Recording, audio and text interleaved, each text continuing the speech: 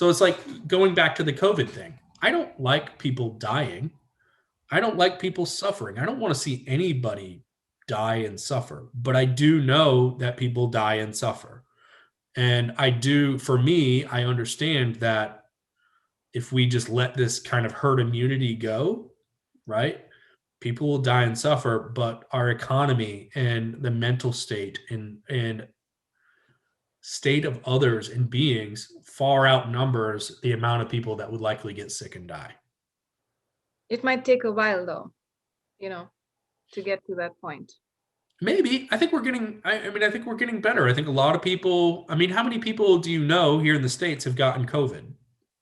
Out of 10 people, how many? 2, Really? 3, Just 2? 3. 3. Wow. Okay.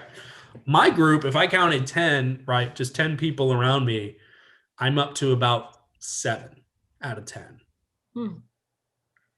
who have gotten COVID. And for me, my COVID experience was 2 days of a headache and 1 day of fatigue. That was it. Okay, I have a question. Sure. When we're comparing about a population of 2 million against a population of 10 million, I mean, what's the better option? But then, and that's a huge population. What if it's just 10 people? If it is just 10 people, is it the same equation?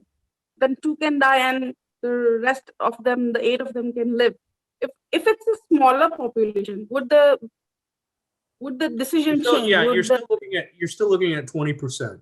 So for me, my logic, my mindset, you save the 8 that you can, and the other 2 die. You honor them. You don't feed them to the wolves. You do the best you can, but you accept it, and you move on. You accept your losses, and that's tough for people. People don't necessarily want to accept those losses. People don't want to just, I wouldn't necessarily give up, but just like say, hey, this is the reality that 2 people are going to die, right? It's tough for people to do that. I think me coming from more of a hunter mentality, and being in the woods and being raised in the woods and stuff like that, like I see more of a natural order. Like I've sat there and watched squirrels on a branch and be like, oh, that's a pretty squirrel. And then the next second, an owl comes out of nowhere and swoops and rips its face off, like shit happens. Things die. We're born, and the only thing that's guaranteed in life is our death. It will happen. You can't avoid it. I mean, you do what you can to mitigate it, but it's unavoidable at the same time. So what I'm thinking is you want things to be in a natural process. You want things to fall the way they fall naturally. Let me add a little complexity to kind of your question. We'll go back. We'll take a sample size of 50 million, right? So if I were to tell you 50 out of 50 million people, 2 million were to die of a disease. Okay. 3 million were to die as a result of the actions took to mitigate the disease, whether that be through suicide, own personal health, because they can't go to work, they can't provide, so they can't get their medicine, and they die as a result of that. They can't feed themselves, so they die as a result of that. They die as a direct result, right, of the cure. So if I propose that to you and said, okay, 2 million die directly of the disease, 3 million die as a result of the processes you put in place. And let's say even those processes you put in place save the 2 million, but kill the 3 million. What do you do? And the question to you, what do you do? Do you put the processes in place and kill the 3 million? But isn't that a big hypothetical, especially in a country Is it? where there are unemployment benefits? Like in India, we see a lot of farmers killing themselves where there are no such things as unemployment benefits. So if things don't work out, they come to that position. But I don't think suicide is like, we have such high numbers of suicide in. I'm not just saying just suicide, right? I'm talking about also the other impacts, people losing their businesses, people unable to provide for their families and feed their families, people unable to now get prescriptions or medicines that they normally would if they were insured or employed or had some sort of gains, right? And I don't know the number, but I don't think it's necessarily a true hypothetical, right? There are people dying as a result of the precautions we took and processes we put in place to save the 2 million known. And then you compound on that is even out of the 2 million known, you're not going to save them all, right? The reality is you probably can maybe save half of them, right? The other half are going to die because they're too old or frail or have pre-existing conditions. So in the reality, the processes you put in place, if I pose that hypothetical again, you've really killed 4 million and saved 1 million. So what's the right answer? But so do you feel, do you not trust the experts that the government has, like Dr. Fauci or other strategists? You use two terms, experts and government. I mean, government employs experts, Do you right? trust any expert who's affiliated with the government? I mean, I would trust an expert who is affiliated with the government over other people's opinions any day. If they somehow reincarnated Teddy Roosevelt and Lincoln and they come up there and said, you need to wear a mask, hey, I'm all for it. I feel I can trust those two people. But I don't trust our government to actually be looking out for our well-being. And matter of fact, they've proven time and time again that they're all about preserving themselves rather than the American people. They withheld and politicized stimulus money. Money that people needed to survive, right? They withheld moratoriums on eviction notices for political gain. They have proven time and time and time again that they're about themselves and about politics rather than for the people. So do I trust them? Absolutely not. Do I think there are some intentioned individuals in the mix? Yes. But as a whole, no. Fauci and other governmental organizations, even the WHO, I mean, they've bounced back and forth.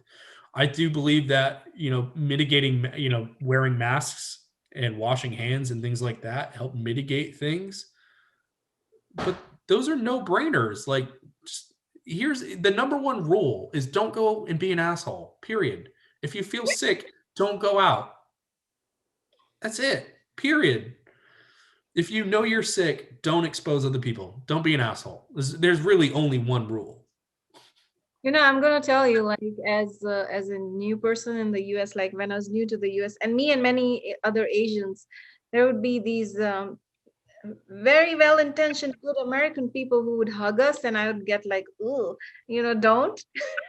I telling my friends, like, this is our time. We're getting what we want. Because we're not used to it. So when they would hug us, we would be like, so one day they did ask, like, are you guys uncomfortable with it? And I'm like, yeah. Mm-hmm. Yeah. Okay. But we wouldn't say anything. We didn't like hugs. We were like, even from anyone, men, right. Anyone. We were just like, why are you touching us? Like, gross. I don't know. What kind of hugs were you getting? Like, are these like Kappa feel hugs or like? Oh, just normal hugs. Oh, hey, how's it going? Things, yeah, you've been doing good? Feels like it, sure. No, they were normal hugs.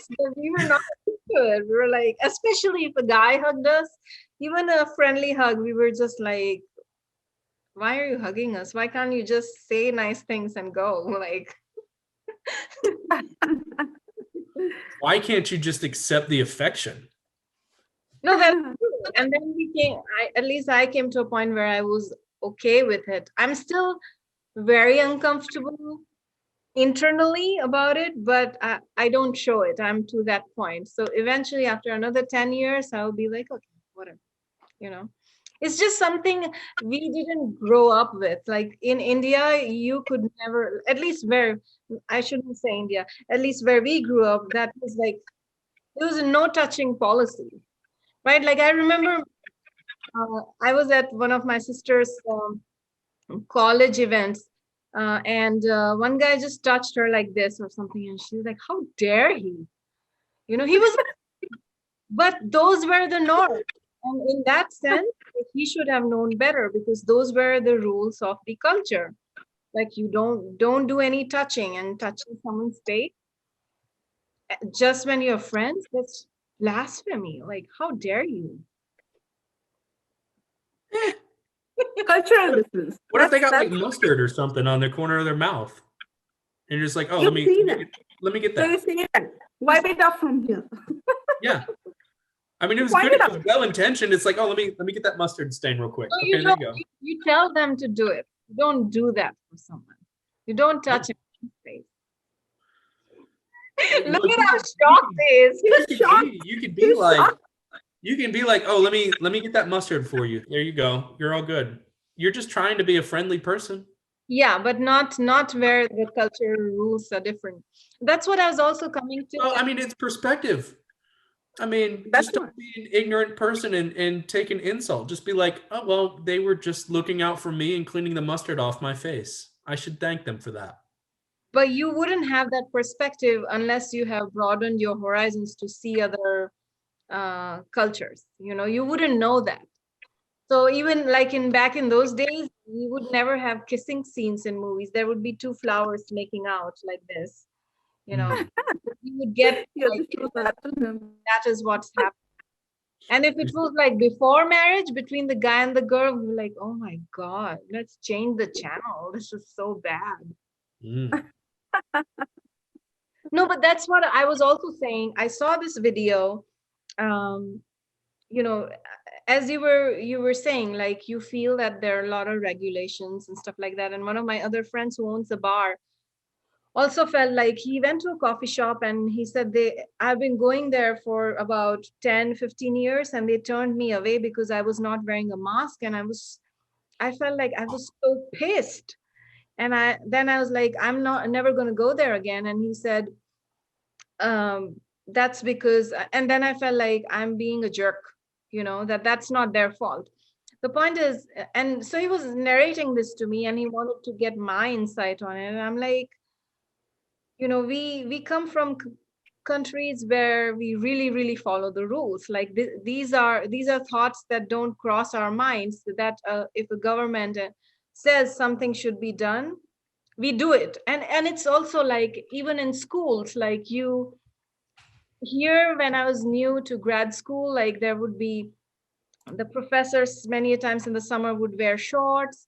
A guy would be one of my colleagues, I mean, another grad school student would be eating food, like it was such a casual environment. And I was just shocked. And they would be treating the professor like the professor was a friend. But in India, you could never imagine doing something like that, right? So it's just, Right. so it's, that's why I feel like it's fascinating to hear these stories, because we don't question things, at least I shouldn't generalize. I haven't questioned things the way you or my other friend has, that, oh, the government is doing this, and it's something, to me it's kind of simple. Wear a mask, don't go out, whatever. But to you guys, it's a very very big deal, because culture is different. It's about individual liberty, and we don't, it's a new thing for me to hear. Well, it's that, but it's also it's a trust in the government, and it's also being cognizant of a slippery slope. Mandating wearing a mask it's not a big deal. It's really not. But where do you stop? Where do the mandates stop? When do you, as a person, just allow yourself to be controlled by an entity and give absolute trust in that entity that it's actually looking out for your benefit, that it's for you? Because at some point, if you do and you give up all that liberty, all that freedom, all that ability to make your own choices and live your own life, you're then controlled. You're put into a position where even if you don't feel a certain way, right? You're then controlled. Like how would you feel, right? If a government came and said, you know what, we're doing a mandatory birth control on all women because we want to control the population. How do you feel about that? And you would get a variety of answers. Some women might be like, hell yeah, I don't want kids anyways. Others are like, no, um, I mean, you would get a variety of answers. So I think it really comes down to being cognizant of the slippery slope. So if we tell and we give the government the ability to say, hey, we're going to wear masks and it's mandated and we're okay with being fined. What about vaccines? Where does it stop? Right? So now the government could then tell you you have to get a vaccine. You may not. You may not want to put synthetic chemicals in your body. You may not want to have a vaccine. That may not be a course of action for you. You would rather have your body fight things off and build its antibodies on its own free will. You might even have some religious. Or die. What's that? Or not. Or die. Yeah. I was joking. I was joking-ish with my dad, but in reality, like I told him, I was like, because we were on the subject, and I said, look, if I die tomorrow, I've lived a happy life. I've lived a good life. I'm okay with it. I mean, I don't want to die tomorrow, but if I did, I'm okay with it. If at any point in your life you sit down and you say, I don't want to die because I haven't lived or I feel I haven't lived a good life, you really need to sit down and reassess what you're doing with your life. So here's the question though, like what about you infecting other people? Like your decision to be more natural. It comes down to being an a-hole. Look, if I'm sick and I'm running a fever and I'm coughing, I'm not going out in public. But you might not get symptoms. You might not have symptoms many a times with COVID, and you're being natural and whatever you feel like is correct for your existence, but it's also affecting other people. Correct. Right. So we look at how it spread. We look at how it spread via, coughing, right? If I'm coughing, well, if I'm asymptomatic, then the only way that I'm going to give it to you is if I have my mask off and I'm like in your bubble. Or you touch things or something like you have I touch my eyes and I touch things and things like that, right? I mean, I guess, but the virus is only living so long on that, right? I mean, what are the odds of that happening? And then two, being cognizant of your surroundings and aware of what's going on. Like, don't sit there and rub your face and then feel up all on things. I don't do that anyways. I don't get in people's bubbles anyways. Like this whole, I socially distance anyways. And it's not because I don't like people. I enjoy people. I enjoy people's company. It's just I don't get in people's bubbles. It's not who I am, right? I'm not an active hugger type person. Just not me, right? I would rather sit from afar and have a conversation, So I mean, but if you're asymptomatic, you're asymptomatic. Should you have to wear a mask if you're asymptomatic? Yeah, you think so? Is that a question or is it just like a rhetorical statement? Both, maybe. I mean, I don't think you should have to wear a mask if you're asymptomatic. Why not though? Like, how much effort is that? In that sense, why even wear clothes? Give up clothes as well. Well, I don't want people snickering at my genitals. No, but I mean, it's about you, how you feel, right? Any day. So why? What I'm saying is, it's such low effort to wear or not wear. So why question that so much? I think it comes down to a person's belief on what they're giving up, right? And giving into, right? So for me, wearing a mask when not needed, Let me stress that. If I was sick, I wouldn't go outside, and I definitely would wear a mask. If a business asks me to wear a mask and I want to shop there, I'll wear a mask. I comply, and I don't have any issue with that. But outside of those, if I'm just wearing a mask to wear a mask, to me, it symbolizes I'm okay with the government and hype machine telling me how to live my life. But maybe it I also feel like when I'm maybe yeah, sorry. it symbolizes that you're being precautious in general. You're being, um, you know, careful about how it affects the community. Maybe it also symbolizes that. What, that wearing a mask?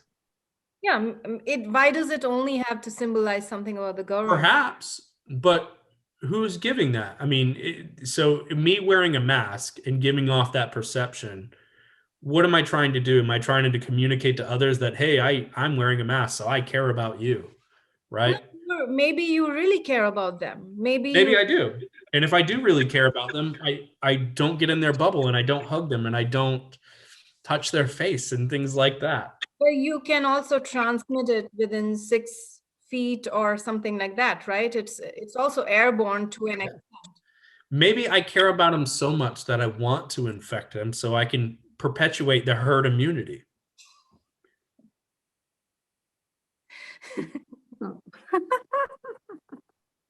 That's great. Maybe I realize that they are a healthy individual and they're likely to survive COVID, and I'm doing my part to make sure everybody's immune, making sure their antibodies are up, and that they become healthy individuals. And what if they're really old, fragile individuals?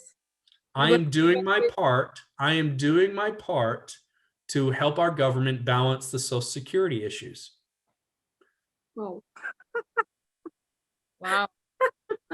We have a deficit. We can't pay for all the old people. So if we kill a few of them off, problem solved. Doesn't everyone get taxed on social, doesn't everyone have social security tax? So why is there a deficit? Because the government saw fit to spend that money. Oh. So many But people we can are getting? we can trust the government to make smart decisions. We can trust the government to send what, $10 million to Pakistan for gender studies. Hmm. So many people are not getting social security You benefit? get it, but the well's drying up, Oh. right? So my father retired. So my father retired this year. Okay. He's worked his whole life.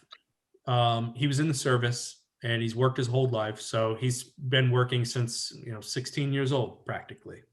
Okay. Guess how much he gets a month? 1,200? Pretty close to it. $1,200 a month. Hmm. Could you live off $1,200 a month right now comfortably? No. No. I would have to downgrade a lot and eat some grass. Yeah. Now the reality is people should have been making smart decisions and making private investments and doing that. But the reality too is that not everybody has, one, the education and the ability to do that, or two, the ability, there's a lot of people in this world that live paycheck to paycheck, that $50, it means that they're eating this week or versus not eating that week, right?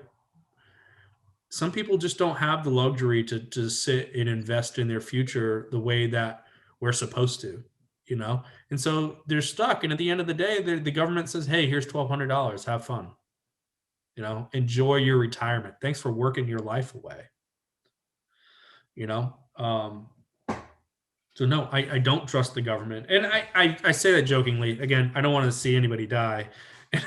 And I don't think COVID is the way to fix our Social Security deficit issues. I don't believe that at all. But so I say that jokingly, but at the same time,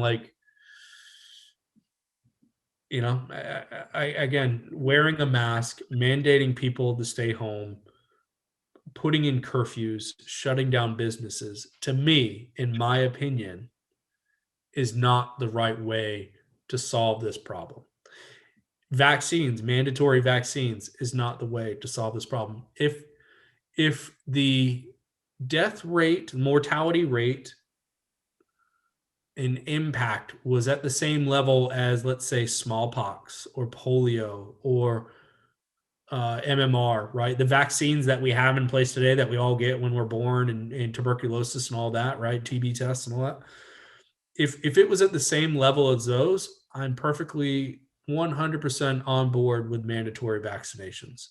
At its current rate of mortality and its current impact to the world, and the fact that, you know, it's just really kind of a flu, I don't agree with it. Period. I don't agree with those mandates. So could you tell me a little more about your spiritual experiences with hunting and stuff like that? You told me you can sense some things. You also told me about a ghost and stuff, you know? Oh, the spectral. Yeah, that stuff. I don't know. I think everything has an essence of sorts in life. You know, even the inanimate objects. You know what's funny? I have an affinity. This is something a lot of people don't know, and maybe something a little quirky, but I have an affinity for lost tools. So I'm a shop guy. I think you know, right? I used to be a shop teacher, taught ag education, and I've got a shop full of tools, and I love my tools and everything else. I love building, but I have an affinity for tools that I've found on the side of the road, like little lost tools, like little screwdrivers or like a 10 millimeter wrench or something like that. And I will actually use those tools, the lost tools, over another, you know, another newer wrench or screwdriver or something like that. And then I rotate around. So I will use different tools at different times because I feel they all deserve their own chance to do what they're meant to do.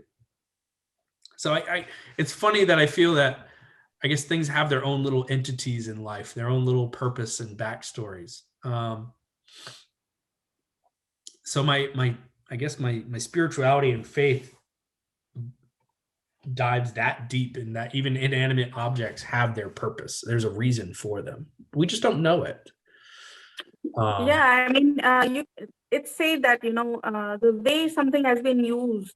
I mean, if some master craftsman has used some tool in a way for, say, 10 years or his lifetime, and if it is passed on to his what do you say, apprentice, then it's a great honor because you're being passed on some skill set. You're being passed on the essence of that master. So I understand what you're saying in that direction.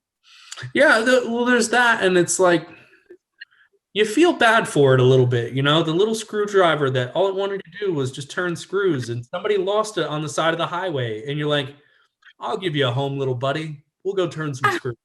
You know, like, why not? A little whimsy, sure, but I think it's fun. I do think everything has an entity, and I think you can tap into those entities, very similar to auras, you know, and that you get a feeling off people, and that feeling is derived from body language. It's derived from perception. So some paradigms, you know, digms. There's some preconceived notions there that you have about people and persons based off of you know, your own experiences. So I think everything has an entity. I think it's funny when you are hunting, going back to hunting, and a deer comes in, like you'll see them ways out, and they come frolicking in, and they're grab assing around and jumping around and eating acorns and stuff like that. And then they get like 20 yards from you and they instantly stop. Right.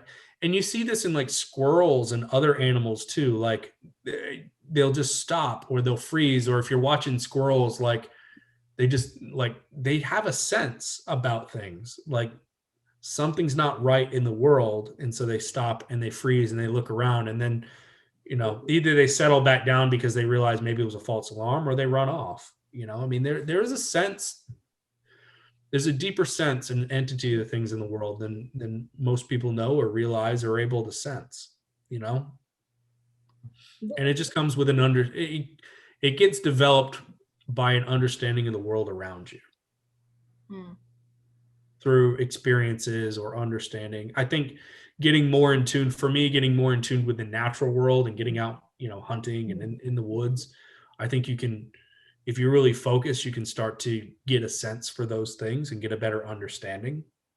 So how is reading an aura different from just intuition that people think is intuition, or is it the same? I mean, I think when you read an aura, you're applying some intuition, Mhm. right? You may not, the when you read an aura, these aren't tangible cues that you may not even realize you're reading tangible cues, right?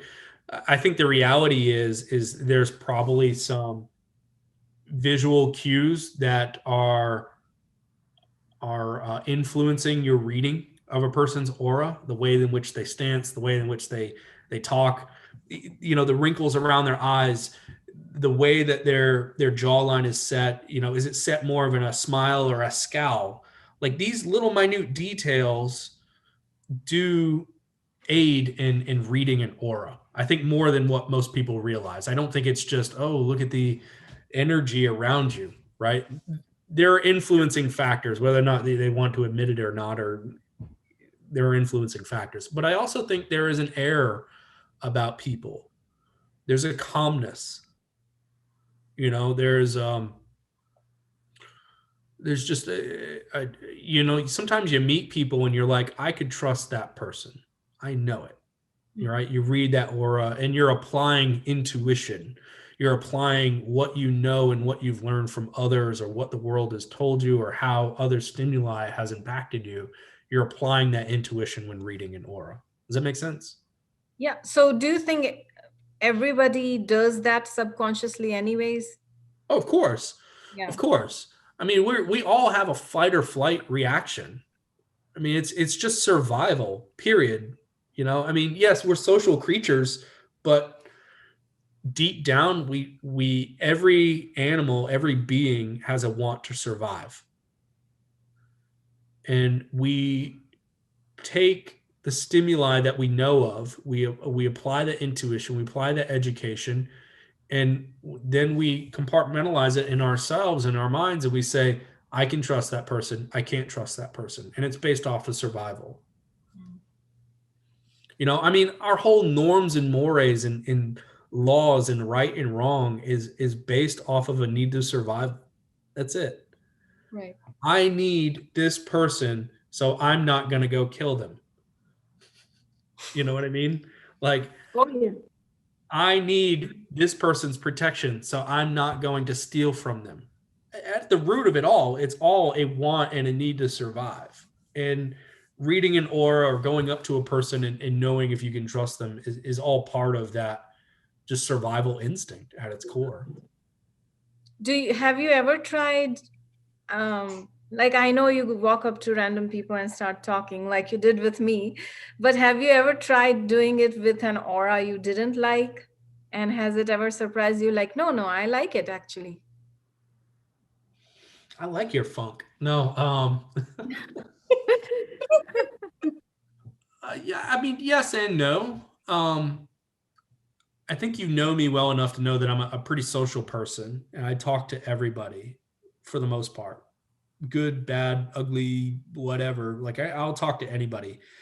I do avoid some people. I avoid people who I sense genuinely just don't want to be bothered. In more of a they just don't want to be bothered. They just want to be left alone. And so I'll leave them alone. I'll respect them, right? And not force my way into their bubble. I stray away from people who I think are uh, dangerously batshit crazy. Hmm. Like I can deal with crazy. I've got no problems. Like I was in Nashville and having a conversation with an 18-year-old who thought he was a Vietnam vet. Like I was in Atlanta and at a bus stop and having a conversation with a dude who um, was best friends with Freddy Cougar and Jason Voorhees. Like I'll talk to anybody, but I also got a sense that even though these people had some mental issues and their own personal issues and demons, they weren't a threat. they weren't a dangerous threat. Now, I do avoid people who I think, or I get a sense are dangerous crazy. I do avoid people who um, are a dangerous hate filled, right? Like if you're a racist or you're a hater, I'll talk to you because I think it's important that that I do my best to try to give you a different perspective and grow you as a person, right? Um, but if you're a person and I feel that you're just hate filled and looking for an outlet to, just hurt somebody and get rid of your rage, I don't want to be a part of that, right? I don't want to be the person that you're going to take that rage out on. Again, survival instinct. And then the other person I try to avoid is the person who I feel is the person who tries to take advantage of people for personal gain. Isn't everyone though? No, no, Everyone on some no, level is doing that. Knowing no. What I mean by a person who manipulates a system or a position, a person who manipulates a scenario for personal gain. I mean, irregardless of who they hurt in the process. I mean, I think we're all trying to get ahead and we're all jockeying for, some sort of gain, right? And to get something. But to willingly go into a situation, stepping over people or on people or throwing them under the bus just for yourself, that's not a person I want to associate with.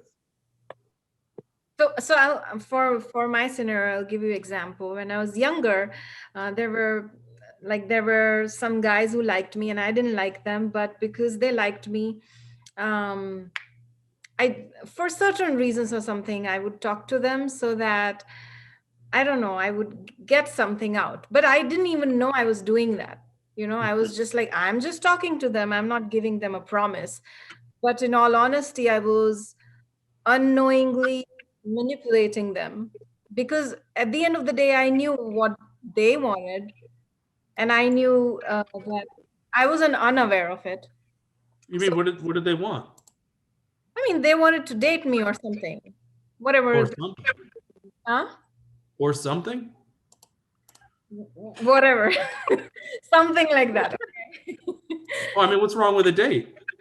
No, but I didn't like them. So I was misleading them while self-validating that no, I'm not promising anything. But me talking to them nicely, they were reading a lot into it, and I was aware about it.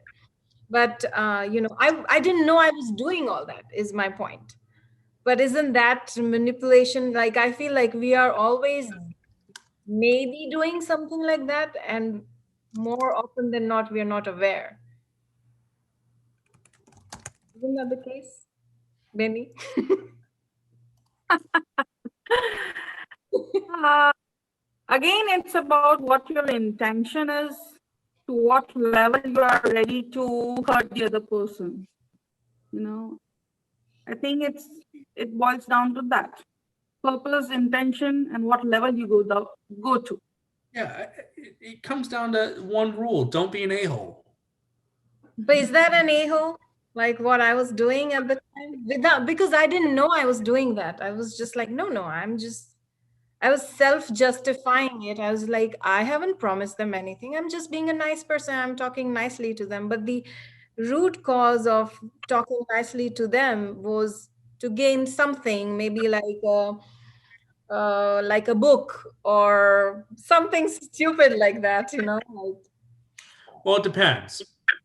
Here's and yeah, I mean, it depends, and it really comes down to your purpose, right? Did you talk to them and friendly with them, thinking you could strike up some sort of borrowing friendly barter system, right?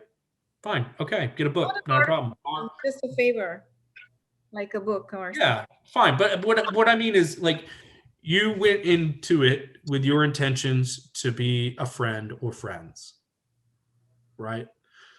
If you had gone into it knowing full and well, even though you knew their intentions, you played into those intentions and you teased them and manipulated the scenario purposefully for your own gain, that's different. No, I just was friendly with them. But I knew that that would work because they liked me. But I didn't give them any more like, hey, I like you back. I was just like, I'm being friends with them. And they were okay with that. Like they were like, if this is all we can get, Hey, sure. we had a friend like that growing up, and occasionally she would, take her top off and flash us, and we were okay with that. We had no problems. Who is we?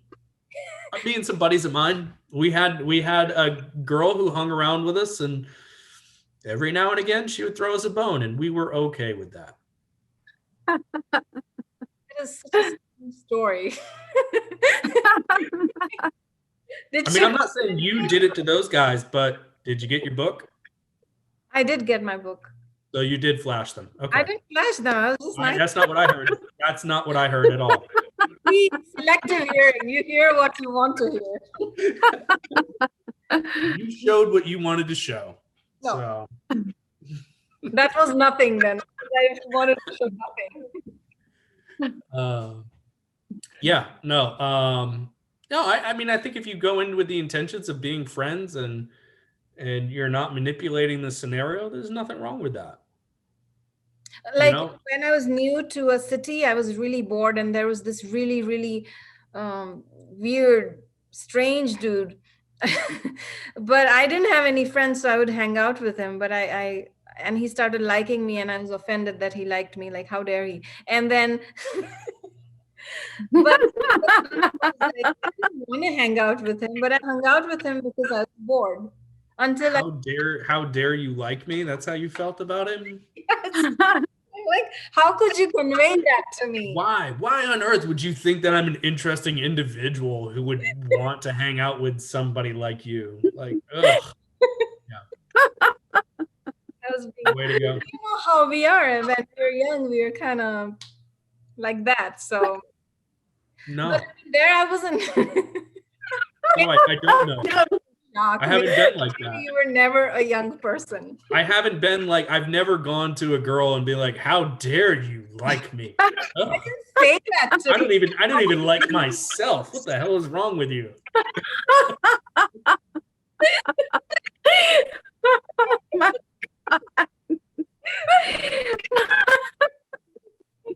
No, I can't relate to that story at all. No, I've never done that to an individual.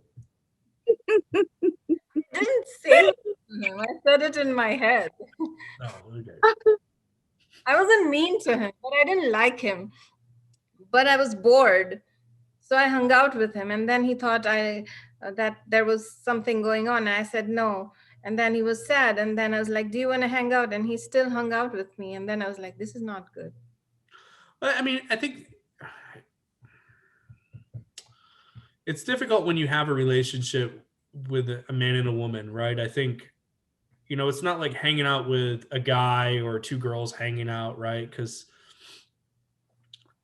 statistically speaking, one of both, they're either on the same sexual wavelength or not. But when you have a guy and a girl in a scenario, there's a preconceived here. It's a guy and a girl, right? There's a different dynamic to that relationship.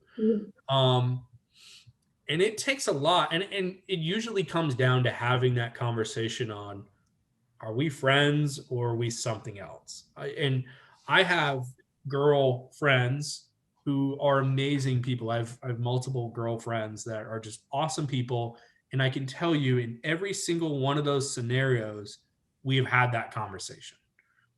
And it wasn't necessarily that either one was into the other or the other was into that one, or it was just are we on the same wavelength here? And I think that's just kind of the relationship guys and girls have to have a little bit. You have to have that talk. Like, are you into me? No. Is this something we want to explore? No. Okay. Yeah. I mean, I had a friend in college. We're still friends today. Like, we would party all weekend together. We'd have a great time. I slept in her bed. And that was it. Like, we were friends. We slept in the same bed. Nothing ever happened. Nobody tried to take advantage of everybody. But we had that conversation and that understanding up front. So, I mean, when do you have that conversation? From the very beginning? I don't know. I don't think so. I think you actually genuinely have to feel it out because there's a reason why you want to be friends with the person and you are attracted to a person and want to be a part of that person's life, but you don't necessarily know the level, right? Yeah. And so it may be a week, it may be the first day, maybe you want to be friends with them, but you're like, I probably can't stand this person past 3 days together, right? So I don't want to be in a romantic relationship. It may happen, and it may happen 5 years down the road. Who knows, right?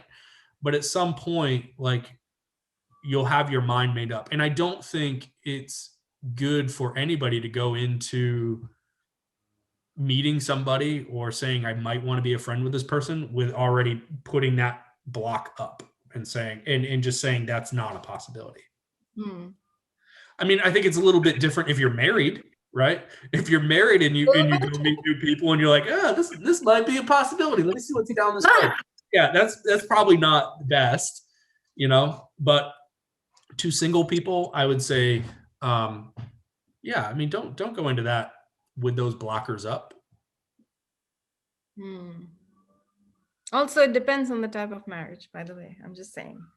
Well, yeah, this is true. You can have an open marriage or be polygamist or, whatever, or just go around and cheat on your significant other. That's fine because good things always happen from that. That was sarcasm. I mean, it's like weighing it out, it's like a solid 15 minutes of fun worth a whole lifetime of pain and sorrow. Probably not. True. By the way, since I said sarcasm, I feel like sarcasm is one thing that doesn't translate well. Like I feel like my Indian sarcasm, when I translate it into English, my American friends get offended. And then when I use American sarcasm, then Indians don't get it. Like my Indian friends in India don't get it. So it's so cultural that it doesn't translate well. That's why I had to say this is sarcasm, by the way. I mean, it wasn't. I mean, you said it was, but I mean, it's a valid point. Not all relationships or marriages are bound by a monogamous constraint. No, you said good things come out of cheating. Oh. What I was saying is sarcasm, but maybe you were not sarcastic. Oh no, I was being sarcastic. Okay. Yes. Nothing good. Well, I mean, there's a silver lining. You get to, release some steam, so to speak. Maybe that's a good thing. On that note, releasing steam, I think this was great. And next time, maybe we can watch some very funny Hindi videos with you. I'm down. I'm down with the Hindi videos.